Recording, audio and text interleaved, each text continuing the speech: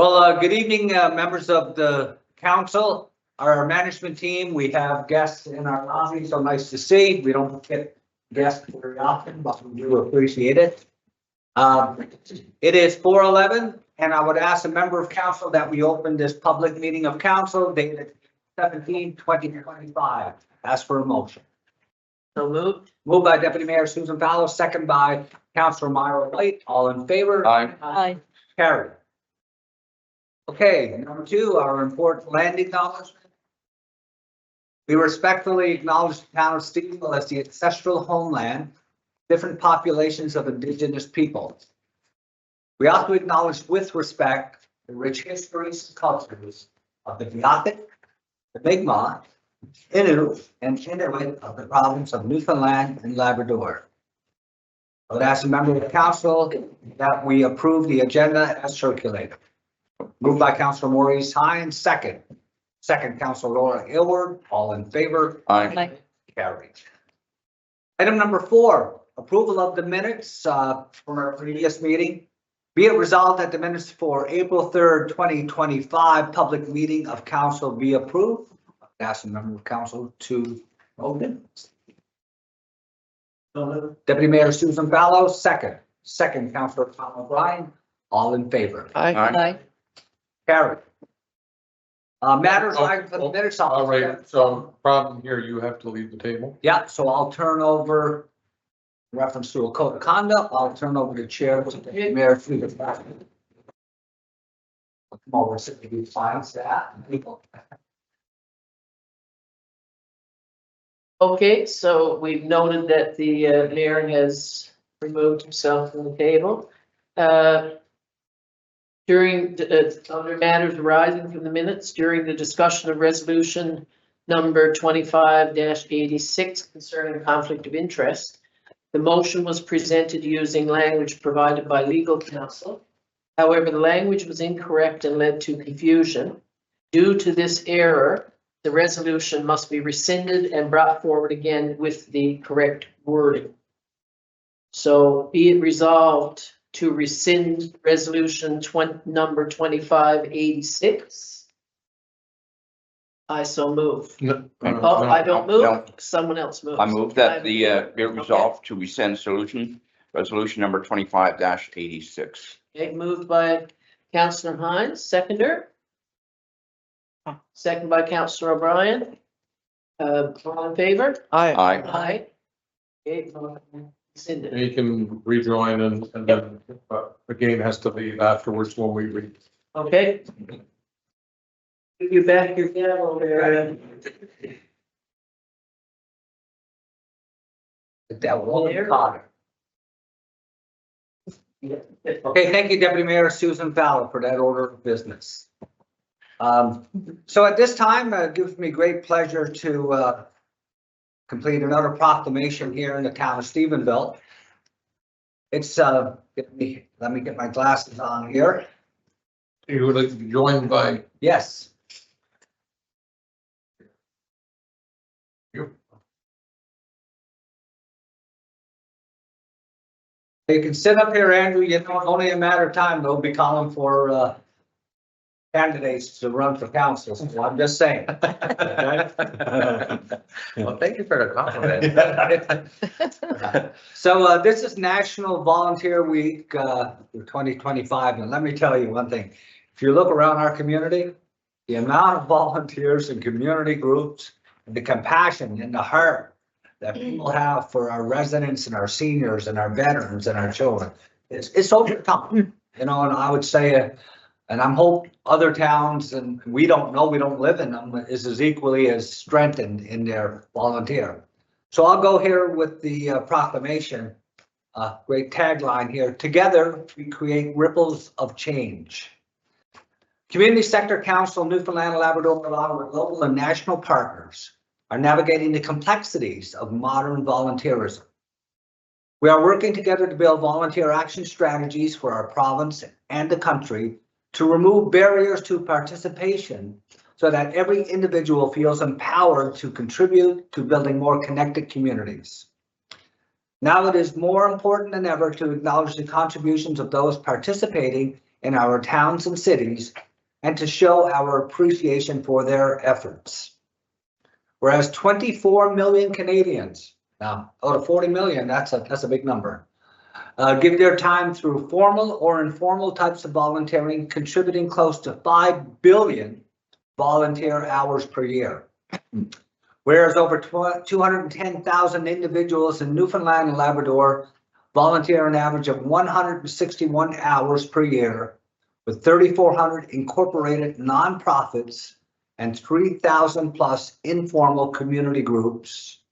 And whereas volunteers in the town of Stephenville give their time and talents to support families, friends, neighbors, and strangers. Whereas volunteers in the town of Stephenville are individuals, families, workers, retirees, community members of all ages and backgrounds. Whereas the town's council of the town of Stephenville recognizes the enormous contribution that volunteers and community organizations make to the social, culture, and economic development of our province. Whereas the town of Stephenville is a more desirable place to live because of the collective result of the work done by our volunteers. Now, therefore, I, Tom Rose, Mayor of the great town of Stephenville, do hereby proclaim April 27 to May 3rd, 2025 as National Volunteer, recognizing the 2025 theme, Volunteers Make Waves, and urge my fellow citizens to recognize the crucial role played by volunteers in our community. So I'll go ahead and sign this, and I know you've done a lot and continue to do a lot of volunteer work. So is all of our guests here. For the work that you guys have done, the culture, on the community groups, and I'm sure there's probably half a dozen groups that you guys already have 20% now. But anyways, I'll go ahead with the official signing here, and you'll be my witness. How does that sound? Be your witness.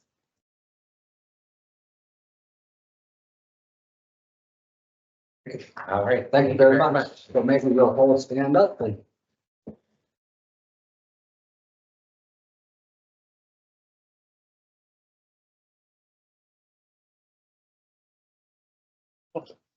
Thank you very much. Okay.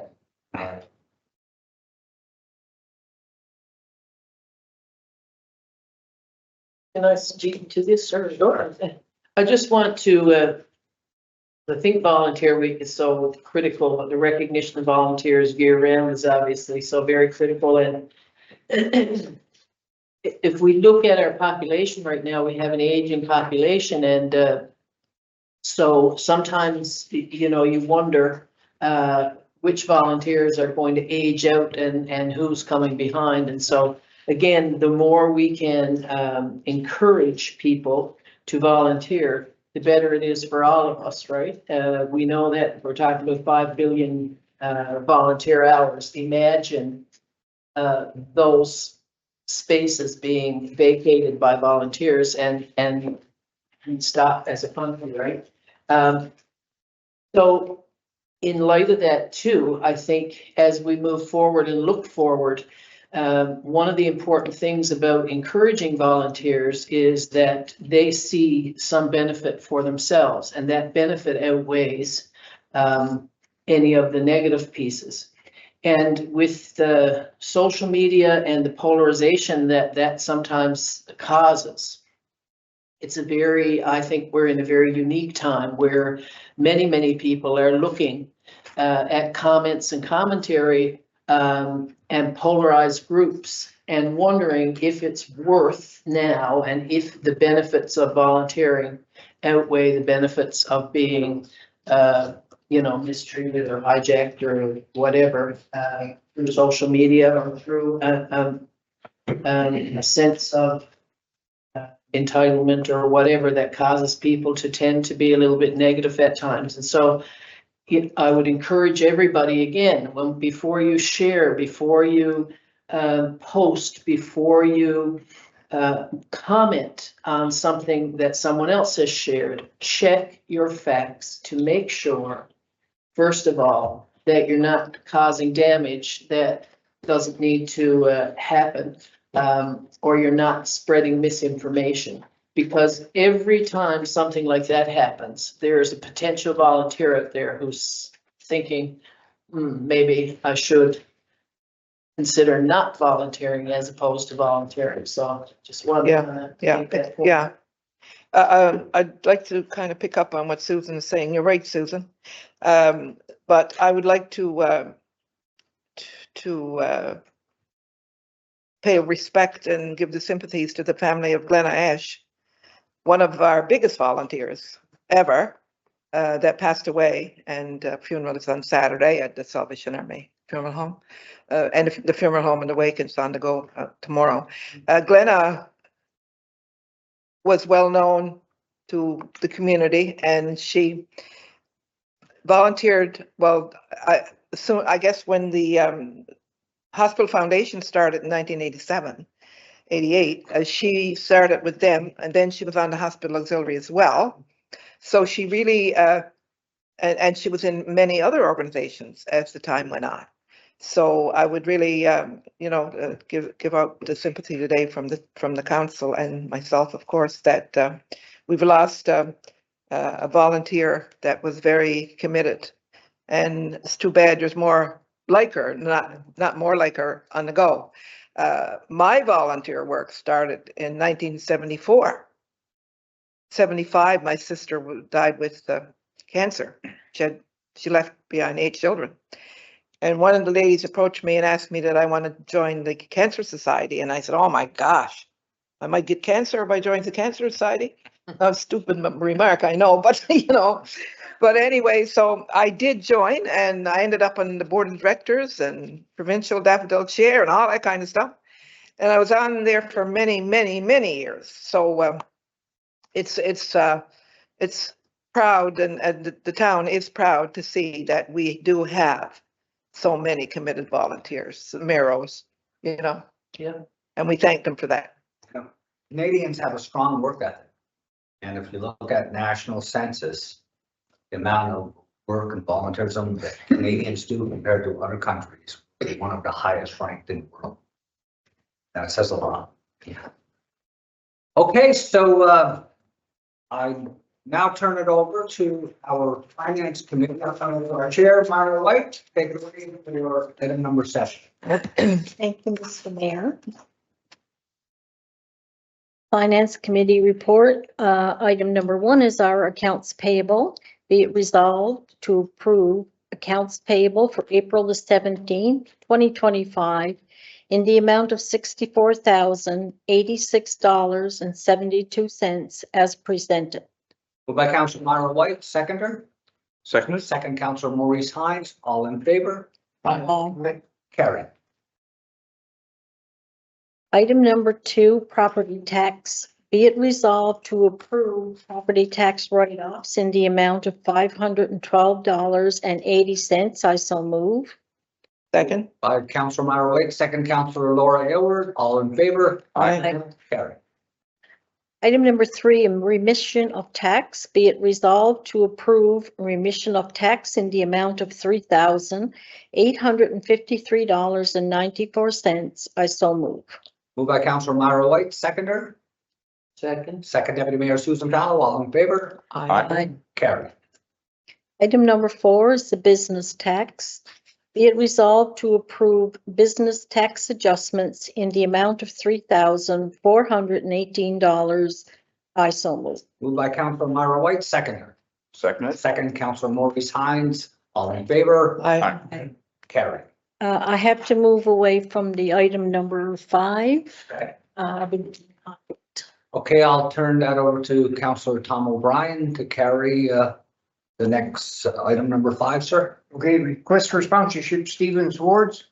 Be it resolved to approve sponsoring the Stevens Awards in the amount of $2,500. I so move. Moved by Councilor Tom O'Brien, second, Councilor Maurice Hines.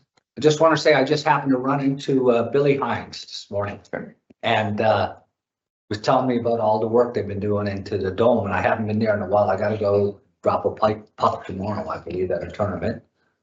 But he was the first recipient to win the athletic award for the Stevens Awards. Yeah. Moving. Yeah, and I have to say, you'll appreciate, I don't know if you heard him, Laura, but Billy went through, a heart procedure. Yes, yeah. And had spent some time in the hospital. Yeah, And he gave a heartfelt testimonial to Patty Daly on open line. yeah, So how fortunate we are to have the Sir Thomas Roddick Hospital and the healthcare that we have in this great province and country of ours. And I commended him when I spoke to him today, so I thought I'd bring that up.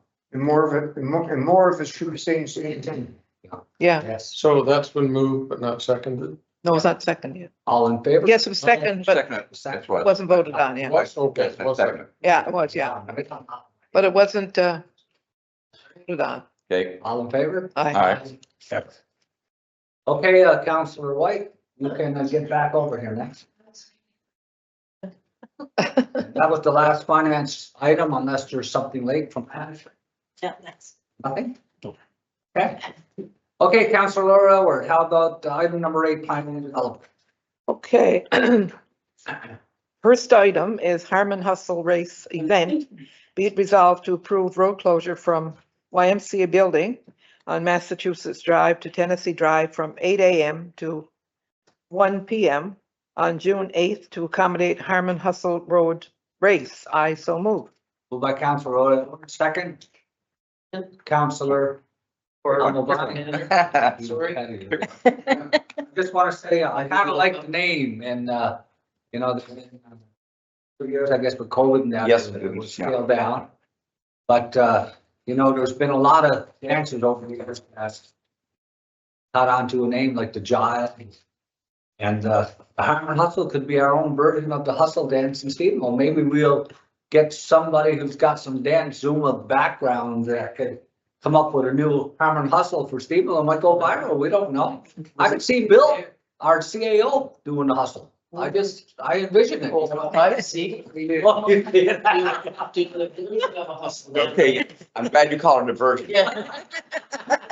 We were just having those volunteers. Zero drive once. I think Minutes ago, this is an example. Exactly. That wouldn't happen when it's volunteers. Yes, true, yes, yeah. So on that note, all in favor? Carried. Okay, number 9, bylaws and regulations and policies. We have a couple. We have a community grant program policy that was worked on by our staff. Great job. Our goal is to communicate it extensively to our community groups and have a more robust intake. That's going to happen quarterly. I think we were doing actually twice a year, semi-annually. So be it resolved to approve the community grant program policy and to dissolve the previously program effective immediately. I so move. Second by Councilor Maurice Hines. All in favor? Just for something on shuffling and Darren sat on that when we reviewed it, and it was an excellent job. It's laid out so good. There'll be no confusion. Did a great job on, and not only that, there's a follow-up that goes with it to see how it was done, was it successful, which I think was missing in some of the other ones. So it's a great job on it. And the version of this will be published on our website shortly after this, probably early next week. It'll be on the website. So The other thing that's good about this is I just know how expensive now writing applications, and our management team is well aware how much work it is to apply for provincial federal grants. The process, the follow-up, the ongoing project management of it, and the final reporting. It's a lot. So like sometimes when we do this to a community group and it's sort of like a training regimen that could give them that in-house expertise to apply for additional. So, you know, it's all good. Well, I guess the next one, I'll continue on with the next one, I guess. Yep. Be it resolved to approve sponsorship program policy as presented. No? We haven't even, Was that, we haven't voted yet. oh, we never voted on the first one? And this is, I thought we did. and we only have one in planning, I think, and the rest. So Oh, the bylaw regulation policy, we're doing them all separate. okay, Yes, yeah. So we're not sending them to the sponsorship program. See, we didn't say. No, we haven't voted on it. But- did vote on number 1? Okay, On number one, we did, yeah. Yeah, the mayor moved it, yeah, Just hand moved, I second it. Yeah. yeah, okay. yeah. Because after we voted. You know what happens on Friday afternoon, eh? I know it's not Friday afternoon, but it's really Friday After no afternoon. Friday. You know what happens, eh? Yeah, Okay, let's try to get her back on track, council. That's my responsibility, I'm the chair, I guess. So item number 2, our sponsorship program policy. Be it resolved to approve our sponsorship program policy as presented by management.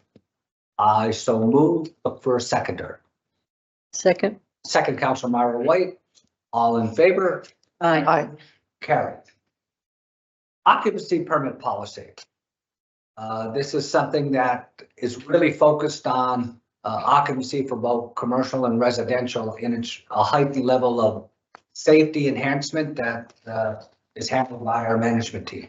So item number 3, occupancy permit policy be resolved to approve occupancy permit policy as presented by management.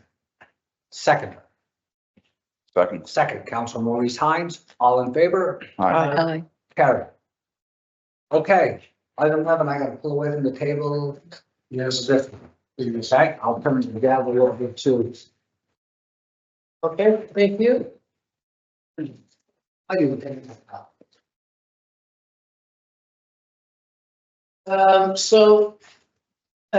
We note again that the mayor has removed himself from the meeting.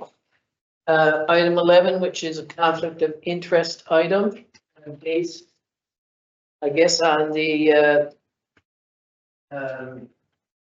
Code conduct. code conduct that we dealt with earlier, that we rescinded, that's the word. Thank you very much. You're welcome. So we're back to with respect to a complaint of a conduct of interest against Mayor Tom Rose made pursuant to the Municipal Conduct Act, SNL 2021, CM-2001.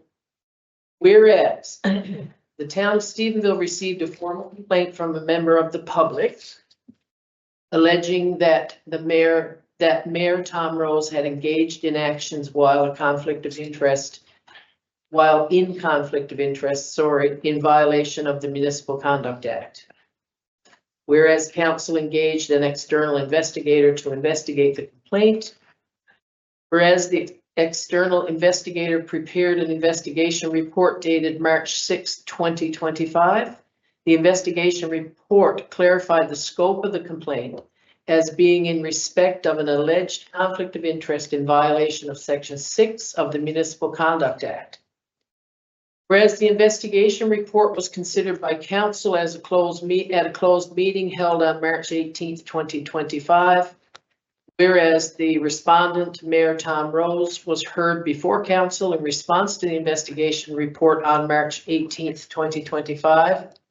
Whereas Mayor Tom Rose has requested that his written response, which was provided to the council in response to the investigation report, should be tabled at a public meeting of council. Council has determined that the investigation report dated March 6, 2025, including the recommendations of the investigator, is accepted by council.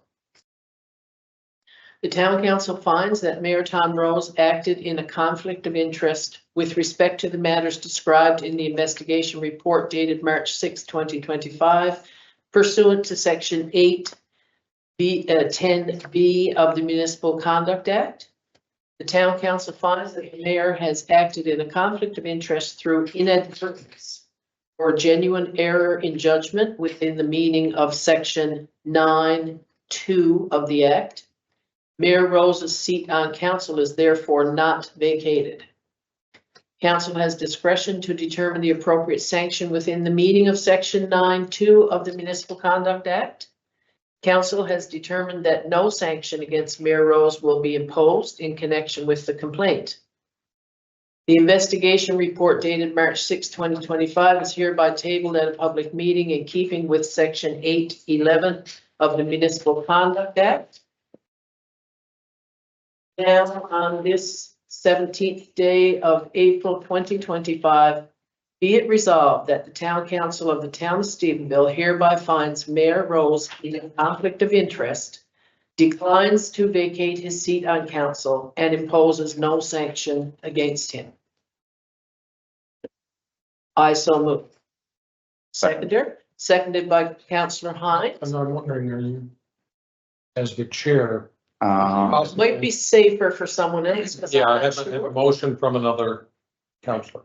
So can we have a mover for that motion? I will be. Okay, moved by Councillor White, seconded by Councillor Hines.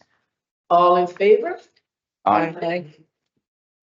Reminded, okay, motion, not allowed to say motion, resolve. Resolve, yeah, and can I just make a comment on this? Now, as far as timing goes, this was dealt with in the prior council meeting. Right. And this was to be released today to the complainant and others due to, again, it's a case of inadvertence. The drafter within our legal counsel made an error. So we are going to not wait on releasing it. Will be released later today to the complainant and also be made public on our website. So the investigator's report redacted if necessary to certain aspects that might need to be redacted from a privacy perspective or not. We haven't reviewed it from that perspective yet. And also to post the information on our website associated with that, if that's council's wish. And there's no, we thought there was no real need to wait. Right. And the legal counsel did advise us it would be fine to allow it to go, even though the only reason for the delay was, normally the minutes are published within a week of, or 2 weeks of the prior meeting. So when you say if that's council's wish, Well, unless there was a reason for it to be held back. Right. In okay. our opinion. No. So is there any counselor here that feels there's a reason that it should be held back? Is anyone, No, is everyone comfortable with? Publish a meeting. Yeah. Okay, We're fine. okay. Publish it. All right, so I think I can call now, Mayor Rose back to the table. Thank you very much, Mayor Susan Bell. Welcome. Hey, item number 12, is there any unfinished business? Is there any new business before this great Easter weekend? I'm just gonna make a comment on the housing infrastructure vision session held. It was excellent. We got to meet some very interested people who are gonna be able to help us. And we're starting a project at the Legion, and I think we're gonna be able to move it forward with some of that hope. So it was a great job. Great job. That's good, yeah. Yeah, I gotta say accolades to our management team, and it was nice to see people from municipal affairs that were invited. There's a housing strategy provincially that we have to look at, and our policy collaborative work that we're doing with developers, different levels of government, ensuring that when we develop housing, that is the appropriate housing that's going to fit your community, and every community is different. And there's a whole balanced approach to it, and I gotta say, it really turned out well. I learned a few things myself from the question and answer period, and it was interesting. One exercise was identifying what type of facilities or structures would we like to see from an architectural perspective.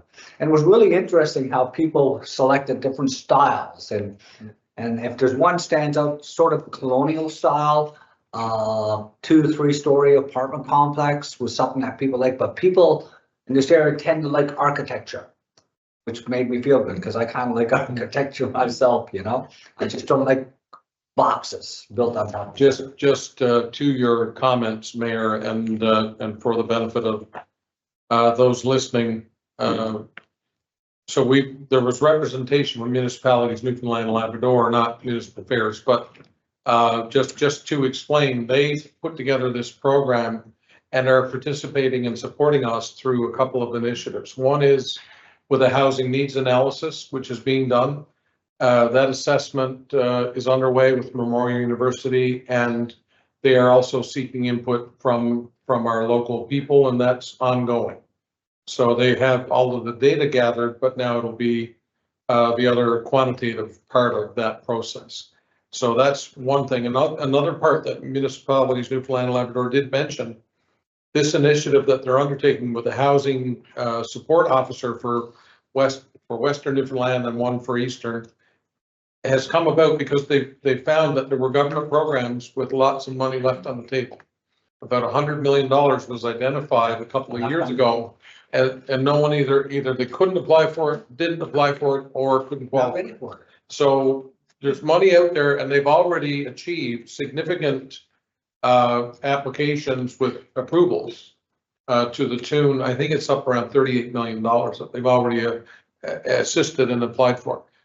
We want to be in a bit of a hurry, but we also got to do it right. So even though we're itching to get out of the gate and start to work on projects and proposals for the community, having that housing needs analysis is one part of that, and then utilizing that in applying to the Federation of Canadian Municipalities with the funding that they have identified, with the government through the Canadian Home Infrastructure Fund, and also the provincial funds that are available for us to apply to. So we have to go through these series of steps to get to a point where it's appropriate then for us to apply with that backup information. And but I commend our staff who helped pull this together, and we also had some really good sponsors from the community who basically contributed along with municipalities in Newfoundland and Labrador.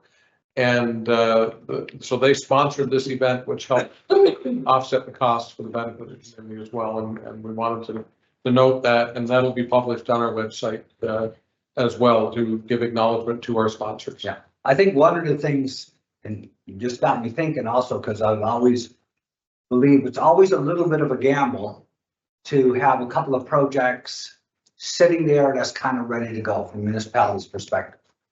And when our CEO mentioned, and they mentioned, you know, well, there was $100 million that sat there, and that gets reassigned to some other budget or carried forward by different federal or provincial governments.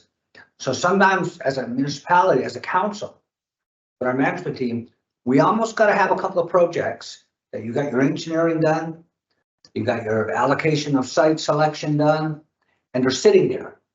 Because you never know sometimes when there's a fund that you may be ready to go for, but if the money's there and you're not ready, it don't happen. But if you've got kind of a couple of projects that are kind of sitting there with some of the baseline work done, surveys, engineering, design, then you can say, okay, because it happens.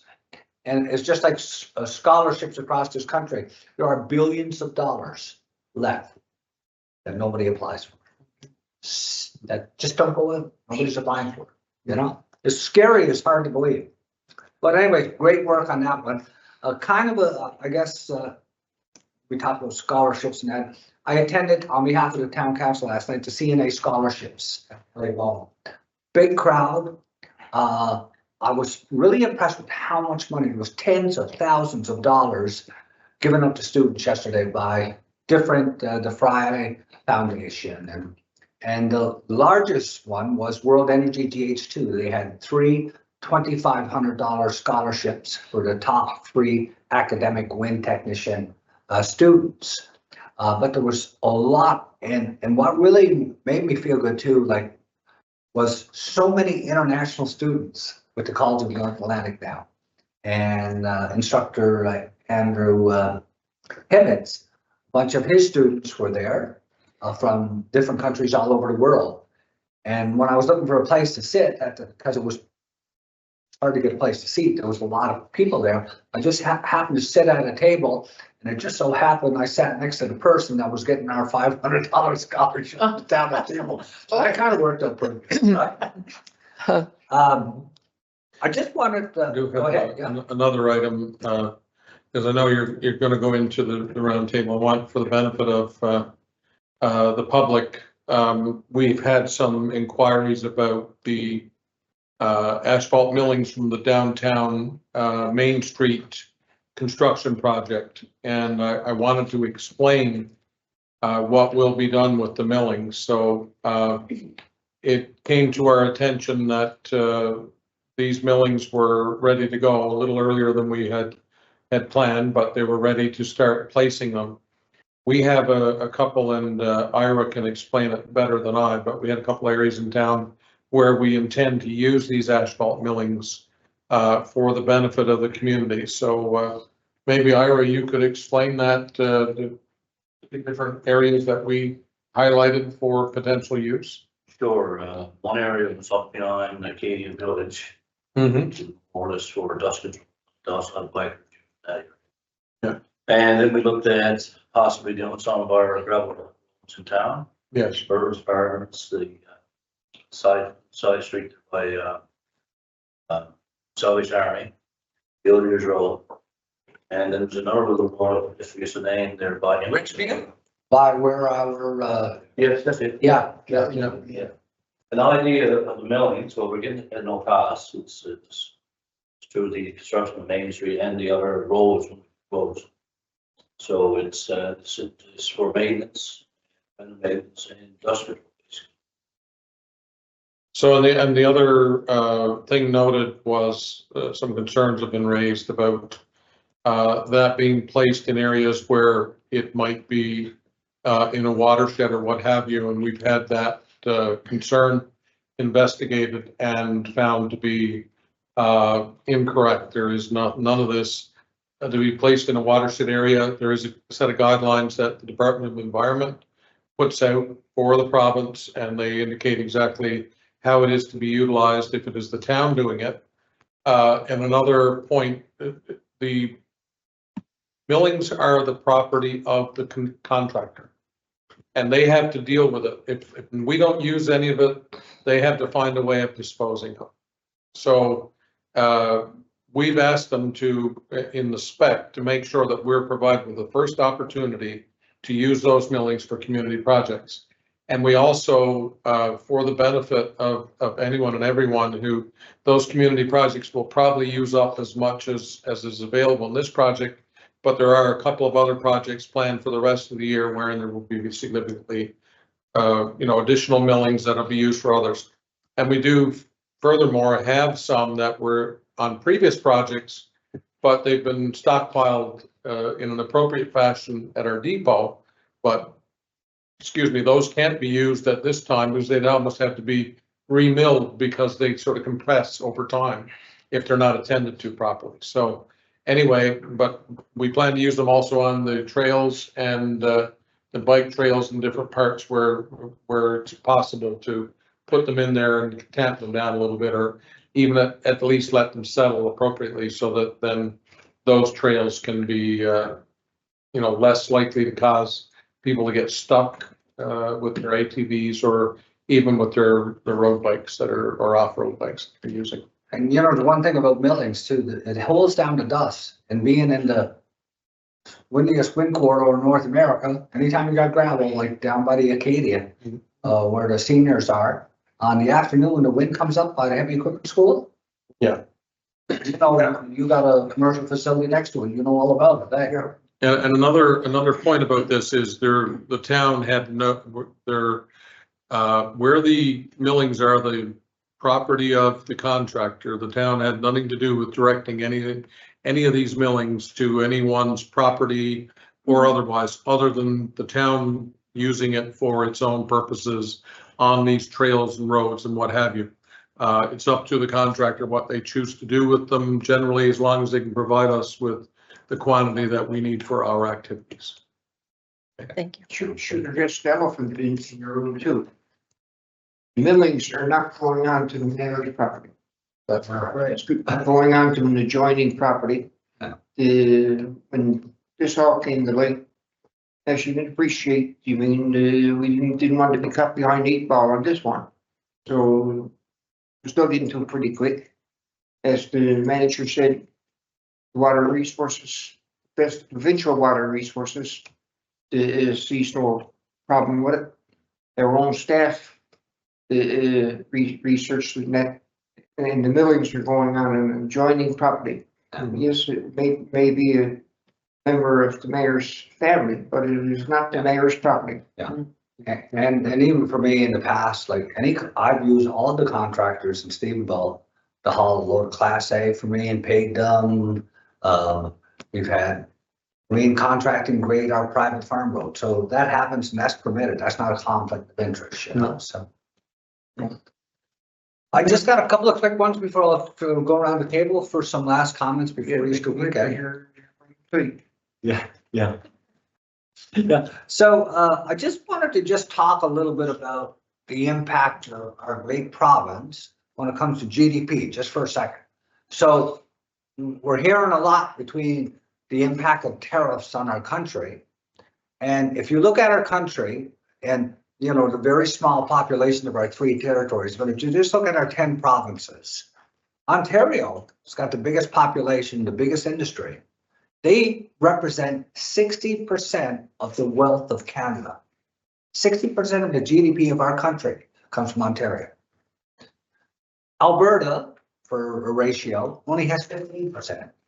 You know, more than say 10% of 10 countries would be 100%, but they have a rich oil and gas that benefits our country. But Newfoundland and Labrador per capita produces more GDP for our country than any province in Canada. So that's a pretty significant statement.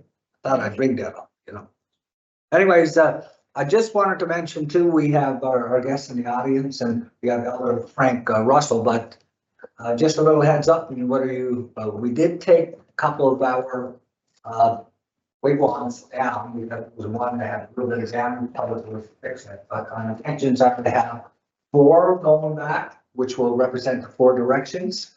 And we are working collaboratively with the Mi'kmaq Cultural Foundation and applications that we're going to enhance that site, more storyboards. I know you're a big champion in that kind of point.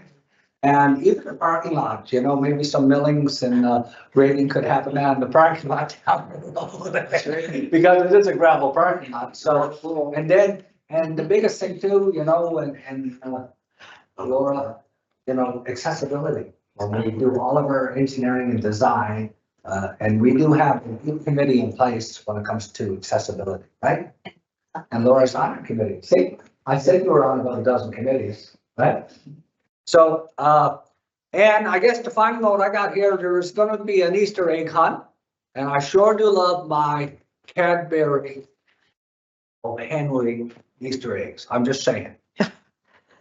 So if the wife and the grandkids, the kids don't have me any, I might have to go on this Easter egg hunt, but it's a Century 21 Seller's Choice Easter egg hunt. And it's going to be in Blanchbrook Park on 19th of April between 2 and 4 p.m. So it should be a lot of fun. Let's hope the weather's going to be good. In event of rain, it'll be at the YMCA. It'll be at why, okay. I didn't pick up that small print there. Thank you, Darius. Sweetie. Okay, anything anybody wants? What's the date of that again? The 19th. 19. Oh, I thought you were gonna give us the Easter egg hunt yourself. I thought you were gonna join, you wanted us to join and find all the Easter eggs that you got hidden. Oh, I will. That's what I'm hearing. I will be there. By the way, ready to have fans around and in the room? Playoffs. Yeah, Isn't that great? But I'm a Maple Leaf fan, so. Hey, And I tell you what, we're not gonna beat them too bad on Ottawa. We're gonna let them have a few games, but we're gonna take them out. Just saying. Did you see on Facebook there, but you don't know what you read on there is true, but this guy that at the Grand Slam in the golf, Rory, Yes.